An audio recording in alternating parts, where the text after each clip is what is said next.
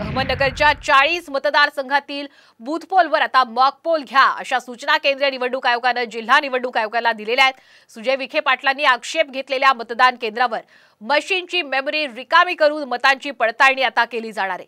त्यामुळे अहमदनगरमध्ये आता मॉक पोल होणार आहे। पुन्हा एकदा मतांची पडताळणी केली जाणार आहे। त्यामुळे आपण पाहतोय 40 मतदान केंद्रांवर विखेंनी आक्षेप घेतला होता आणि या अनुषंगानेच केंद्रीय निवडणूक आयोगाच्या या महत्त्वाच्या सूचना। कशा प्रकारे मॉक पोल होणार आहे आपण पाहूया। आक्षेप घेतलेल्या 40 ईव्हीएमची मेमरी रिकामी करणार। एका मशीनमध्ये प्रत्येकी 1 ते 1400 मतं ही टाकता येणार। किती मतं द्यायची हे ठरवण्याचे अधिकार उमेदवारांना।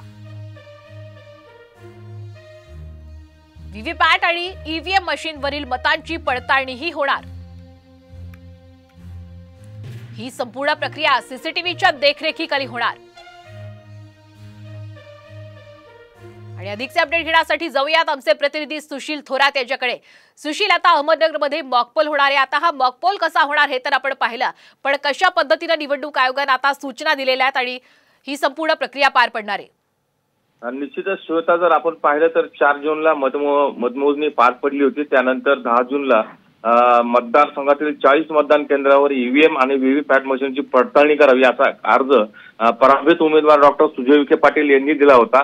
त्यानंतर आता काल मंगळवारी भारतीय निवडणूक आयोगाकडून अहमदनगर जिल्हा निवडणूक आयोगाला एक पत्र आलेलं आहे आणि त्यानुसार आता पुढील कारवाई करण्याचे आदेश निवडणूक आयोगाने दिलेले आहे। त्यामुळे आता ही प्रक्रिया कधी होणार याकडे सर्वांचं लक्ष लागलेलं आहे। कारण अहमदनगर दक्षिणची ही जी निवडणूक आहे संपूर्ण महाराष्ट्रामध्ये गाजली होती। आटातटीची ही लढाई झाली होती। निलेश लंके अवघ्या 29,000 मतांनी निवडून आलेले आहेत। अगदी निश्चितच धन्यवाद सुशील, आपण दिलेल्या संपूर्ण अपडेट बद्दल। त्यामुळे अहमदनगरमध्ये होणाऱ्या या मॉकपोलकडे संपूर्ण राज्याचं लक्ष असेल।